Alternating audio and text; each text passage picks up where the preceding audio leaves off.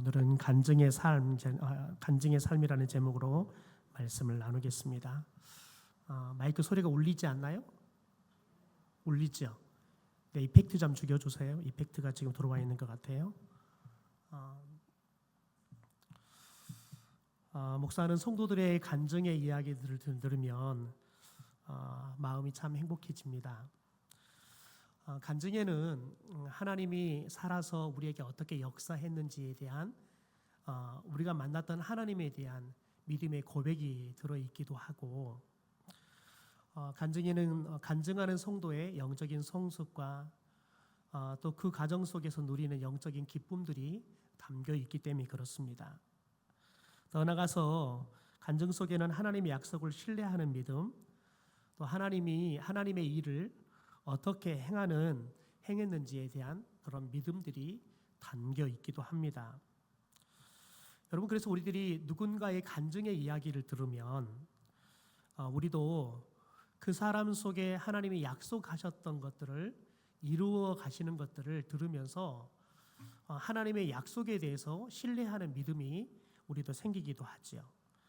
또 하나님의 일을 나도 열심히 해야겠구나라는 그런 헌신들이 또 새롭게 이렇게 결단되는 그런 은혜들이 경험되기도 합니다. 여러분, 그래서 특별히 간증이 있는 성도들이 많은 교회는 하나님의 은혜가 풍성한 교회입니다. 그리고 성도들이 새로운 은혜들을 그런 간증을 들으면서 경험하죠. 여러분, 성도들이 삶 속에서 이런 간증거리가 많다, 이 말은 계속해서 또 다른 성도들이 그 간증을 들으면서 신앙적인 도전을 받고 때로는 또 헌신에 대한 도전을 받으면서 성도들의 삶 속에 그와 같은 은혜들을 또 경험하기도 하고, 동시에 그렇게 열심히 헌신하는 사람들의 이야기를 들으면서 또 새롭게 헌신을 하기 위해서 나오는 사람들이 많아지기도 하지요. 여러분, 그래서 교회가 간증이 많다, 그것은 그 교회가 하나님이 역사하고 있다는 것이고 그 교회가 은혜가 많다는 겁니다. 저는 우리 교회가 성도들의 간증의 소리들이 끊임없이 들리는 그런 은혜가 충만한 교회가 되기를 주님의 이름으로 축원합니다. 여러분, 오늘 신명기 2장의 말씀은 모세가 특별히 이스라엘 백성들에게 특별히 다른 민족에 대한 이야기들을 하고 있습니다. 그런데 모세가 하고 있는 이야기가 다른 민족에 대한 간증이고, 동시에 이스라엘 백성들이 지난 35년 동안 광야 생활을 하면서 어떤 하나님이 우리와 함께 했는가를 잠깐 언급하는, 이스라엘 백성들이 35년 동안 경험했던 그 하나님, 또 모세가 경험했던 그 하나님에 대한 간증이 담겨 있습니다. 여러분, 특별히 오늘 가장 먼저 이스라엘 외의 다른 민족에 대한 이야기를 하는데 에서의 후손인 에돔 족속에 대해서 말을 합니다.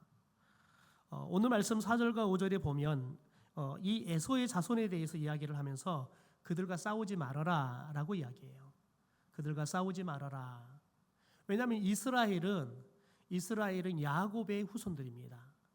그러니까 그의 조상 야곱의 형제의 나라이기도 하죠. 그러나 이스라엘의 백성 속에는 들어와 있지는 않습니다. 그런데 이제 쭉 따라 올라가 보면 우리의 형제의 나라인 거예요. 그래서 하나님께서 형제의 나라인 에서와 싸우지 말아라 라고 이야기하는 겁니다. 동시에 그러면서 이제 이스라엘 백성들이 이제 가나안 땅으로 들어가기 위해서 이 에돔 땅을 지나가게 될 거예요. 그럴 때 너희들이 에돔 땅을 지나갈 때 그들과 다투지도 말고 그들에게서 물도 음식도 다 돈을 주고 사 먹어라 라고 이야기를 합니다.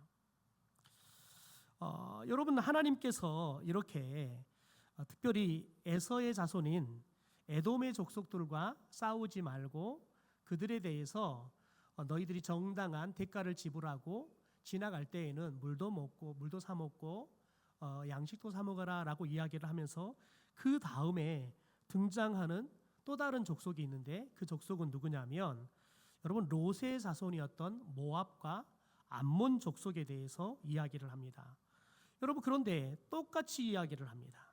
모압과 암몬 족속에 대한 이야기를 하면서 그들과 너희들이 싸우지 말아라 라고 이야기해요. 여러분 9절에 그 이야기를 나오죠. 모압을 괴롭히지도 말아라, 그와 싸우지도 말아라 라고 이야기를 합니다. 그리고 19절에 보면 암몬 족속에게 가까이 이르거든 그들을 괴롭게 하지 말고 그들과 다투지도 말아라 라고 이야기해요. 여러분 왜 그렇습니까? 하나님께서 형제의 나라와 싸우기를 원치 않기 때문에 그렇습니다. 또 싸워야 할 이유도 없기 때문에 그렇습니다. 왜냐하면 이스라엘이 지금 이야기하는 여러분 에돔 족속의 땅을 지나갈 것이고요. 모압과 암몬의 땅을 지나가서 가나안 땅에 들어갈 겁니다. 그런데 중요한 건 뭐냐면 그들이 이 땅을 지나가는 것은 그 땅을 정복하기 위해서 지나가는 게 아닙니다. 왜냐하면 이 땅은 하나님이 주신 가나안 땅이 아니기 때문에 그렇습니다. 단지 하나님이 주신 가나안 땅을 향해서 가기 위해서 그들이 지나가야 되는 거예요. 길목인 거죠. 가나안 땅을 지나갈 때는 반드시 이 세 나라를 거쳐 가야지만 가나안 땅에 들어갈 수 있는 겁니다. 여러분 그런데 왜 싸우지 말라 그럴까요? 왜 다투지 말라 그럴까요? 왜냐하면 여러분 이스라엘 백성들은 이들과 싸울 의도가 없이 그냥 지나만 가려고 하겠지만 그러나 여러분 이 땅에 있는 사람들은 다른 나라 사람들이 여러분 200만 300만 가까운 사람들이 지나간다고 생각해 보세요. 그러면 어떤 생각이 들겠습니까? 와, 저 많은 사람들이 우리 땅에 괜히 들어왔다가 그냥 한순간에 우리들을 공격하고 우리를 몰아내버리면 땅을 잃을 수 있다고 충분히 오해할 수 있습니다. 그러니까 이스라엘 백성들이 지나갈 때 여러분 그들이 오해해서 싸울 수 있어요. 싸움을 걸어올 수 있다고요. 싸우지 말라는 거예요. 싸움을 걸어와도 싸우지 말라는 거예요. 형제의 나라니까요. 여러분 하나님은 어떤 이유가 됐든 싸우는 것을 원치 않으세요. 왜냐하면 하나님은 예수 그리스도를 우리에게 보내실 때 먼저 하나님과 화목하기 위해서 보냈어요. 동시에 저와 여러분이 함께 더불어 살아가는 우리 이웃들과 화목하게 살아가도록 하기 위해서 예수님을 보내주셨다고요. 그러니까 그리스도인의 사명이 뭐냐? 화목하게 하는 거예요. 하나님과 내가 먼저 화목하게 살아야 돼요. 우리 이웃들과 화목하게 살아야 돼요. 우리 인강이하고 경학이 결혼을 앞두고 결혼 예비학교를 해달라 해서 어제부터 결혼 예비학교를 시작했는데요. 결혼 예비학교를 다루면서 성경적인 결혼관에 대한 이야기를 하지만 여러분 성경적인 결혼관에 대해서 이야기하는데 하나님께서 계속 이야기하는 건 뭐냐면 두 부부가 행복한 가정생활을 하려고 하면 반드시 내 부모를 떠나라는 거예요. 내 부모를 떠나라는 거예요. 그게 전제가 돼야 돼요. 그게 무슨 말이냐면 지금까지 너가 부모의 덕을 입고 살았단 말이에요. 그런데 지금부터는 너가 이제 한 집안의 책임자가 돼야 한다는 거예요. 부모 의지하지 않고 너 스스로가 가정을 지킬 수 있는 사람이 돼야 한다는 거죠. 여러분 그래야지만 아내의 편이 될 수 있어요. 그래야지만 남편의 편이 될 수 있어요. 부모의 도움을 받잖아요. 그러면 여러분 부모와 아니면 내 배우자와 대립했을 때 부모의 도움을 받으면 그러면 여러분 팔은 안으로 굽는다고 자연스럽게 부모 편에 설 수 있어요. 그러면 부부가 행복할 수가 없어요. 여러분 제가 그래서 두 사람에게 만약에 결혼을 했는데 경하하고 우리 임권사님하고 싸운다 그러면 너는 누구 편 들을래? 질문했어요. 인강이 그러더라고요. 마누라 편 들어야죠. 맞다. 마누라 편 들어야 되는 거다. 그게 가정을 행복하게 세우는 아주 중요한 원리다.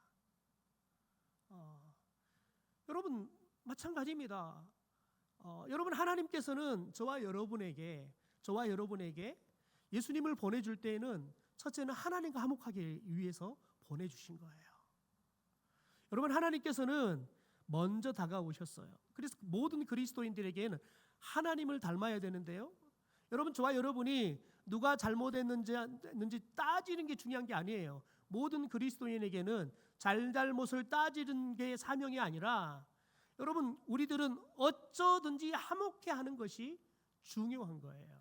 왜요? 그게 하나님이 우리에게 주신 은혜이고 우리에게 주신 그리스도인으로서의 사명이기 때문에 그렇습니다.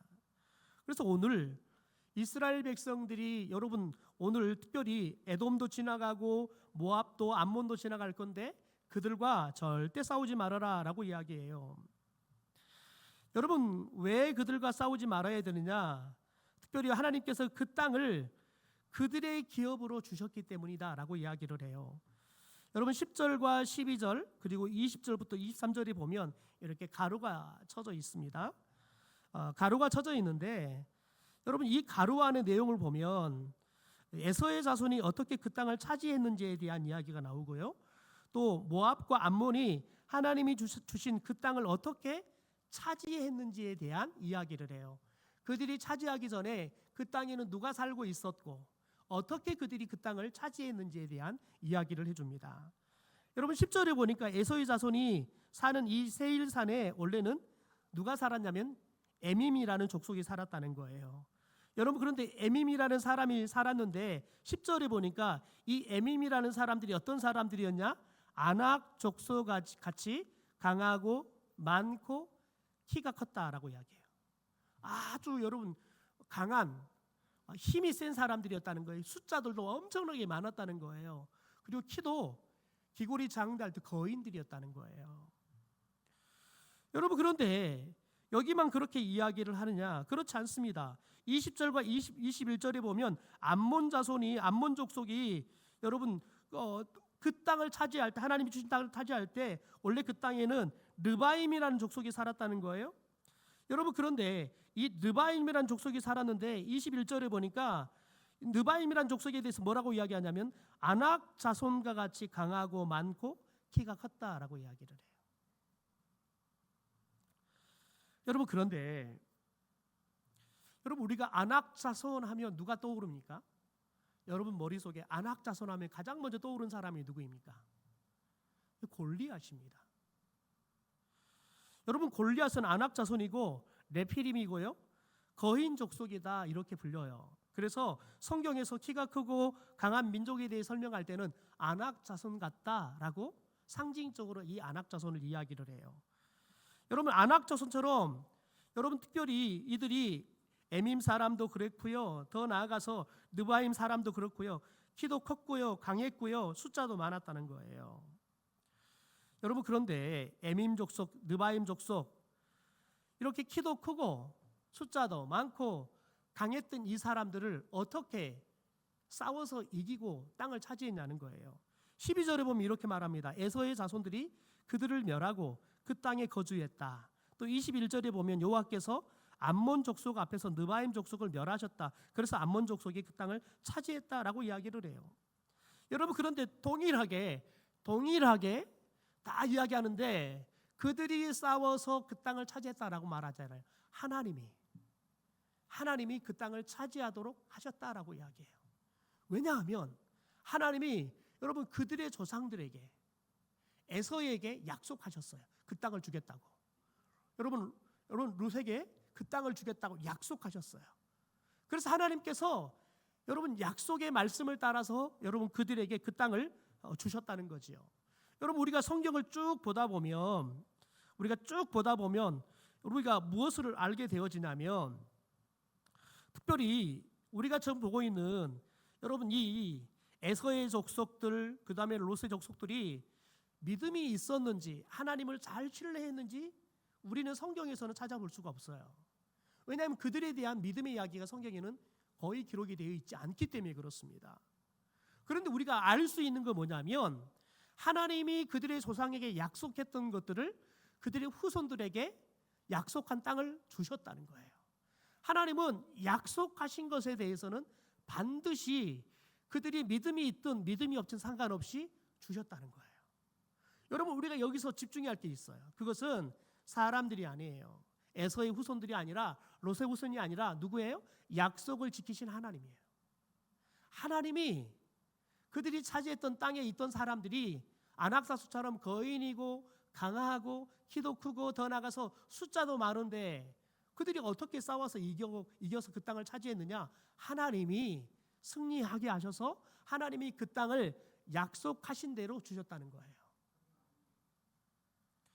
여러분, 그런데 왜 하나님이 모세를 통해서 왜 굳이 이스라엘 백성들에게 이 이야기를 지금 하고 계실까요? 여러분, 이스라엘 백성들이 35년 전에 가데스 바네아에서 그들이 어떤 일이 있었습니까? 12명의 정탐꾼들을 보내가지고 이 가나안 땅이 어떤 땅인지를 정탐하고 돌아왔습니다. 여러분, 그런데 그들이 정탐하고 돌아왔는데 10명의 정탐꾼들은 특별히 이 아낙 자손들 때문에 저 가나안 땅은 우리가 들어가면 안 된다는 거예요. 우리가 들어가면 저들 앞에 서면 우리는 메뚜기에 지나지 않는다는 거예요. 그래서 가나안 땅을 절대 들어가면 안 된다라고 그들이 하나님의 말씀에 대해서 신뢰하지 않고 반대합니다. 여러분, 그래서 그것 때문에 그들이 40일 동안 가나안 땅을 정탐하고 왔는데 하루당 1년씩 쳐서 40년을 그들이 광야의 생활을 하게 된 거예요. 여러분, 그런 데서 보십시다. 그러면 이들이 지금 35년의 시간이 지났어요. 여러분, 그런데 이제 가나안 땅에 좀 있으면 들어가야 돼요.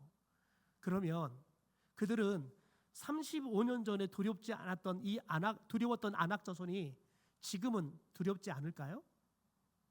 똑같이 두려워요. 똑같이 무섭다고요. 여러분, 우리가 여호수아의 말씀을 보면서 그래서 이 아낙 자손을 살고 있는 그 지역을 가장 먼저 누가 나에게 그 땅을 달라고 그랬어요? 누가요? 누구예요? 기억이 안 나나요? 여호수아 말고 누가 있어요? 네, 갈렙이요. 그러니까 갈렙은 이미 여러분 35년 전에 겪었잖아요. 그러니까 이 이스라엘 백성들이 35년이 지났지만 여전히 이 아낙 자손을 보면 두려워서 감히 그 땅에 쳐들어갈 엄두를 내지 못할 것을 알고 있는 거예요. 여러분, 그런데 35년 전에도 여호수아와 갈렙은 그들이 두려웠어요? 아니에요. 그들이 키가 크고 강하고 숫자가 많은 것은 자명한 팩트예요. 그런데 중요한 건 뭐냐면 여호수아와 갈렙은 그 가나안 땅 아낙 자손을 보면서 여러분, 하나님의 말씀이 정말 젖과 꿀이 흐르는 땅이라는 걸, 여러분, 땅이라는 것을 확신하게 된 거예요. 하나님이 우리에게 주신 땅이라는 걸 확신하게 된 거라고요. 여러분, 그러니까 하나님이 우리에게 주시면 저 거인들 뭐라고요? 우리의 밥이라고요. 여러분, 갈렙이 여전히 35년이 지났지만 믿음이 시들해지는 게 아니라 갈렙의 믿음은 오히려 더 뜨거워져 가는 거예요. 왜요?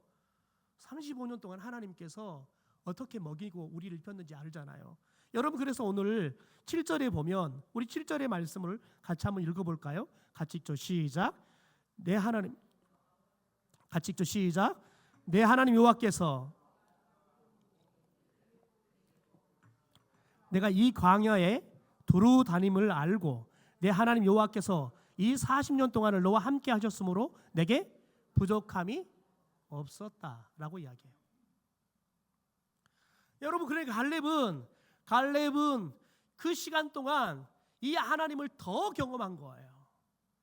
그러니 여러분 생각해 보십시오. 하나님에 대한 믿음이 더 선명해진 거예요. 더 뜨거워지는 거예요. 그러니까 여러분, 나이가 먹어서 가서 싸우면 여러분 싸움을 잘하겠어요?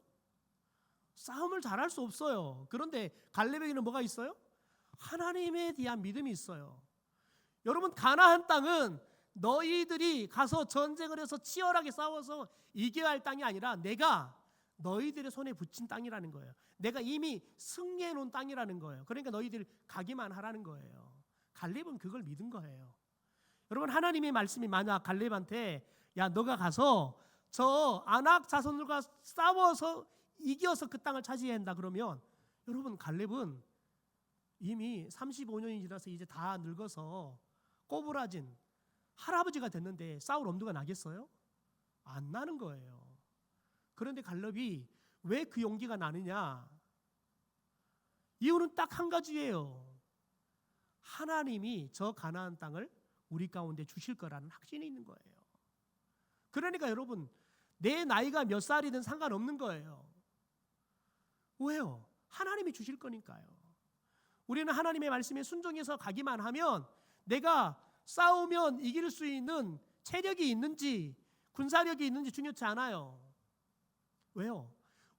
우리가 가지고 있는 체력, 군사력 그거 가지고 하나님께서 승리를 주느냐 주지 않느냐 결정하지 않기 때문에 그렇습니다. 하나님은 약속의 말씀을 가지고 결정하시기 때문에 그렇습니다. 여러분, 그런데 지금 이스라엘 백성들은 여전히 두렵고 떨리는 거예요. 무서운 거예요. 그래서 하나님께서 지금 이 두렵고 떨리는 이 사람들에게 에서의 후손들이 어떻게, 봐라, 에서의 후손들이 그들이 차지하고 있는 저 땅 어떻게 차지하는지 아냐?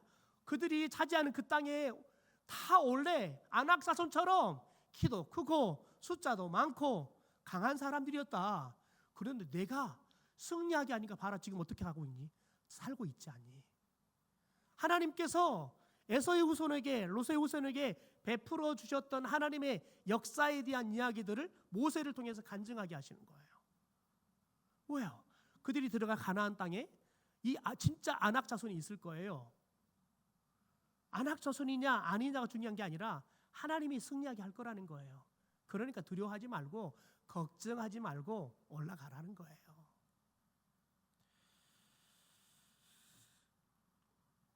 여러분, 그렇다면 이스라엘 백성들이 이제 어떻게 해야 될까요? 여러분, 간증을 들었는데도 여전히 두려울 수 있어요. 여러분, 그 두려움을 그러면 어떻게 이겨낼 수 있습니까?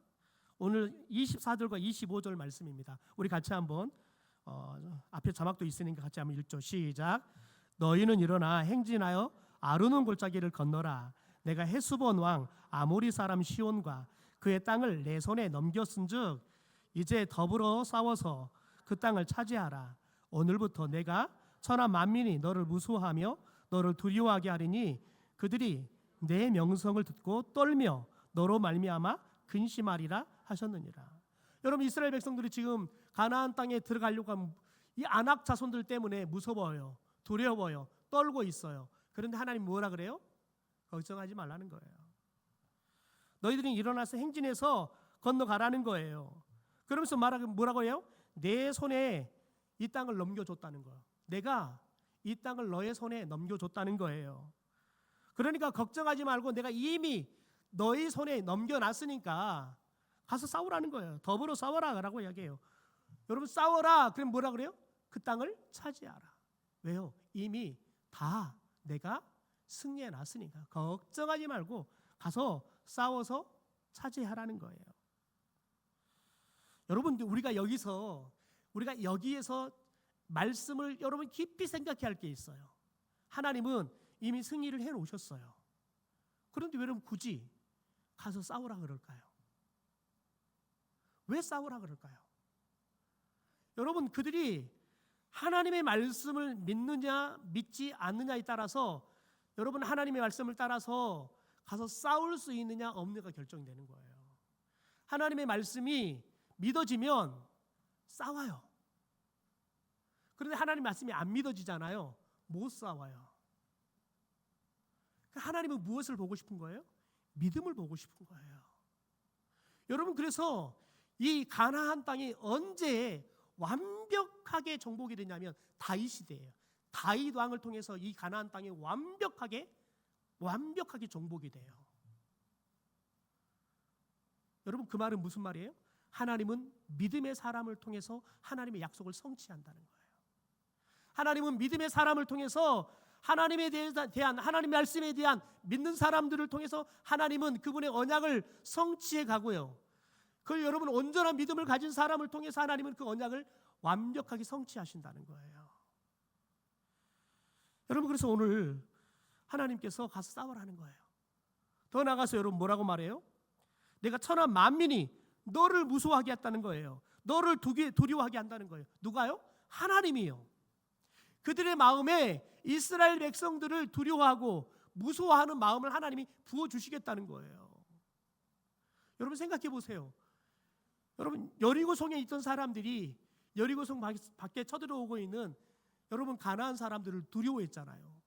그래서 여리고성을 꽉 잠궈 놓고 쥐새끼 한 마리 못 나가게 만들어 놨잖아요. 무서워서요. 여러분, 그런데 여리고성 밖에 있는 이스라엘 사람은 어떻게 했어요? 정작 그들은 여리고 사는 사람들이 두려운 거예요. 그런데 여러분, 여리고성 사람들이 그거 알아요? 몰라요? 몰라요. 왜요? 하나님이 감추어 주시니까요. 여러분, 여리고에 있는 사람들은 정탐꾼 안 보냈을까요? 아니에요. 정탐꾼을 보내는 건 여러분, 그건 자명한 사실이에요. 그런데 하나님이 가려버리잖아요.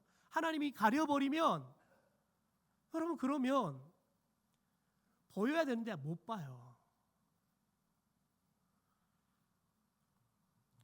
하나님께서 너희들을 무서워하고 두려워하게 할 거라는 거예요.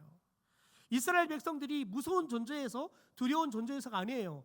여러분, 지금 이스라엘 백성들은 정작 이스라엘 백성들이 그들이 두려워요. 그들이 무섭다고요. 그런데 하나님이 그들한테 이스라엘 백성들, 지금 쫄아 있는 이스라엘 백성들을 무서워하고 두려운 마음을 주겠다는 거예요. 그러면서 뭐라 해요? 그들이 너의 명성을 듣고 떤다는 거예요. 무서워 떤다는 거예요. 너로 말미암아 근심한다는 거예요.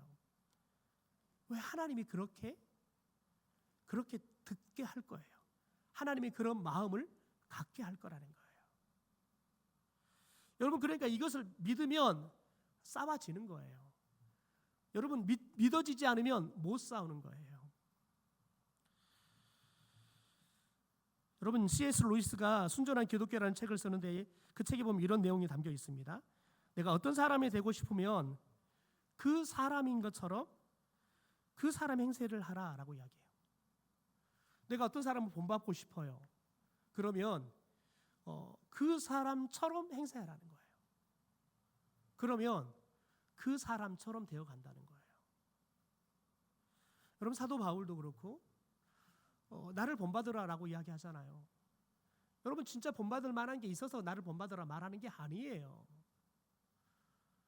여러분, 그는 예수님을 닮아가기 위해서 최선을 다하는 거예요. 예수님을 닮아가기 위해서 최선을 하면 예수님을 닮도록 누가 하셔요? 내 안에 계시는 성령께서 닮도록 하시는 거예요. 우리가 할 건 뭐냐면 우리가 할 수 있는 최선을 다하는 거예요. 여러분, 다른 사람이 보면 야, 그게 최선이야? 라고 말할 수 있어요. 그런데 하나님은 아신다고요. 하나님은 아신다고요. 제 조카들 중에서는 머리가 좋은 애들이 있어요.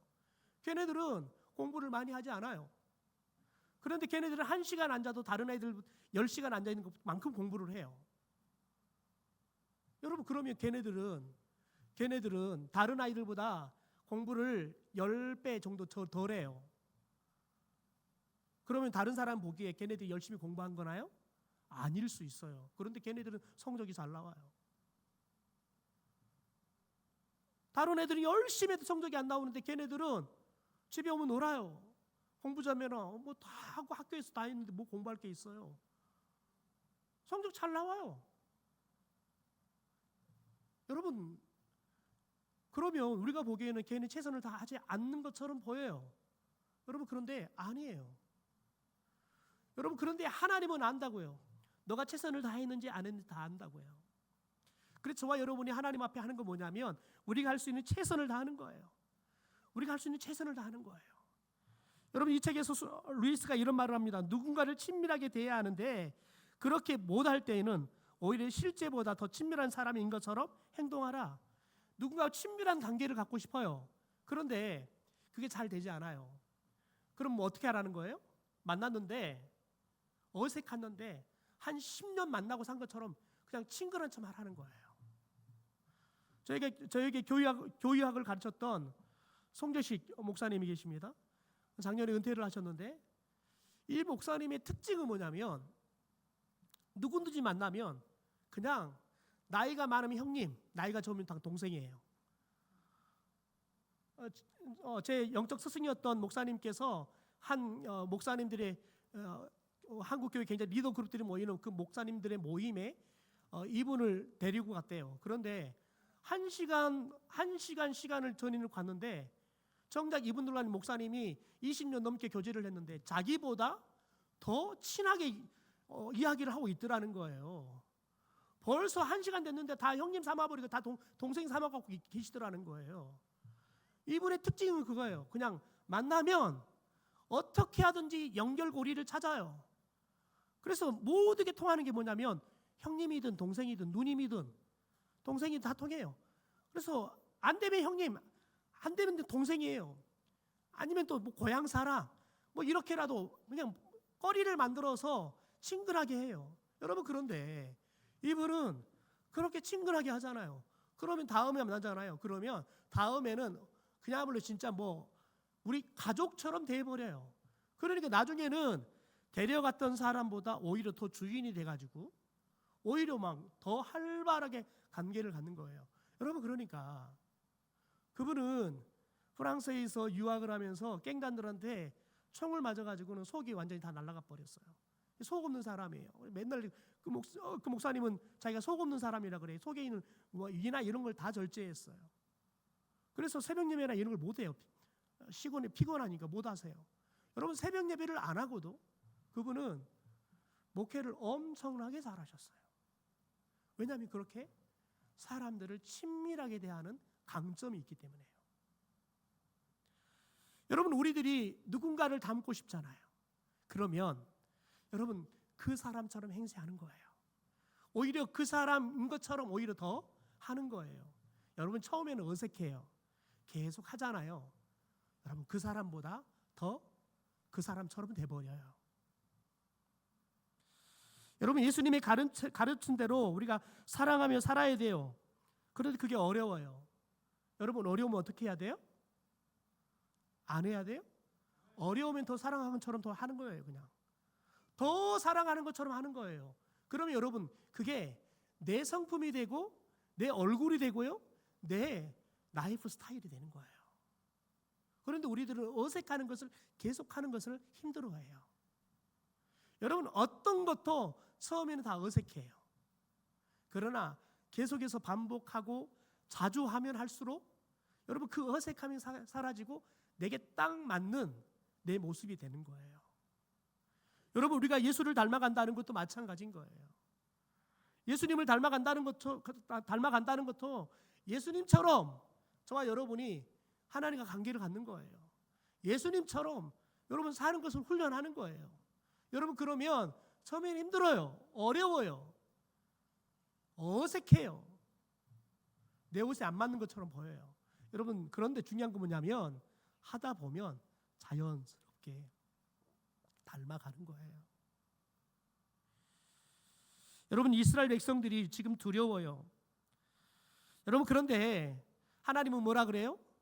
야, 너희들 두려워하지 마. 너희들은 이미 내가 승리자가 되게 했어. 그러니까 너희들 뭐 하라는 거예요? 승리자 행세를 하라는 거예요.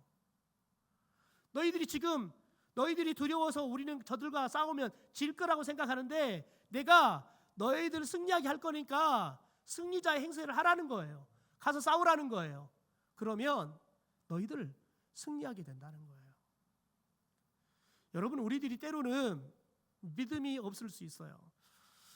제가 만났다는 집사님께서는 큰 마트를 인수를 하셨어요. 그런데 이분이 인수를 하면서 전 사장님한테 3년 동안 전적인 전표를 다 받았어요. 그러면서 그분이 이제 이 마트를 운영하면 내가 11조를 어떻게 할 건가 권사님과 이야기를 나누는데 어떻게 결정했냐면 보니까 3년치 수입들을 평균을 내보니까 비수기도 있고 성수기도 있는데 평균을 내보니까 이 정도가 나온다. 그런데 권사님하고 평균치 나온 것을 11조로 하자 결정하지 않았대요. 그분들은 우리가 이 마트를 운영하면 얼마 정도 나와야 될 건지 우리가 갖고 있는 기대치만큼 11조를 정하고 아예 자동이체를 시켜놔 버리는 거예요.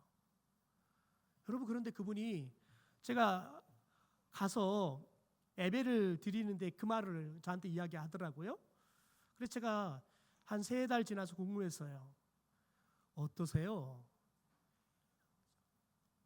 저희 아파트 상가였거든요. 저희들 마트를 잘 가니까 물어봤지요. 여러분 그런데 집사님 뭐라고 말하냐면 목사님 11조 한 것보다 더 나와요. 11조 한 것보다 더 나와요. 여러분 우리는 하나님이 주신 것으로 하나님께 감사하며 드리는 사람도 있어요. 매우 그것도 여러분 소중한 겁니다. 어떤 사람은 그런데 믿음으로 드리는 사람도 있더라고요. 여러분 그런데 믿음으로 드린 만큼 사시더라고요. 제가 마지막 이 간증만 하고 마쳤으면 좋겠는데요. 지난 한 3주 전에요. 저 아시는 목사님께서 시골교회 그것도 섬에 있는 교회 들어가서 수련회를 했어요. 그런데 수련회를 했는데 이튿날 전에 사역했던 교회 청년들이 부부가 되어가지고 찾아왔더라는 거예요. 그래서 찾아와서 간식이랑 찾아와서 수련회 하는 아이들한테 간식도 주고 하더라는 거예요. 여러분 그런데 이 청년들은 고등학교 때부터 연애를 했어요. 생각해 보세요. 고등학교 때 연애했으면 공부를 잘했게요, 못했게요? 여러분이 연애를 안 해서 모르겠습니까? 네, 공부를 지질이 못했어요. 아버지가 늘 걱정해. 아버님이 안수 집사님인데 늘 걱정해요. 아유, 저걸 어떻게 할까? 생긴 것도 메기처럼 생겼어요. 그래서 아버님이 대놓고 그래요. 와, 하필이면 나를 닮아가지고 저걸 어디다 쓸까 모르겠어요. 늘 집사님이 그 걱정을 하셨어요. 여러분 그런데 이 아이가 여러분 교회 안에서 베이스를 봉사를 해서 중학교 때부터요. 여러분 그런데 이 아이가 여러분 이 봉사를 놓지 않고 해요. 공부는 못해도 봉사는 열심히 해요. 신앙생활은 열심히 해요.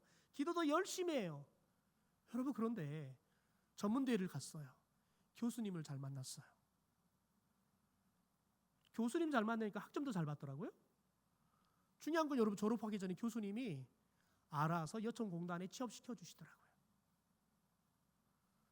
여러분 청년들을 공부 잘해서 열심히 공부한 애들보다요 훨씬 여러분 일찍 취직하고 일찍 장가가고 일찍 자리 잡았대요. 그 섬인데 어떻게 하냐 그랬더니 사귀었던 그 여자 청년 결혼해가지고 여자 청년이 보건소에 근무하는 거예요.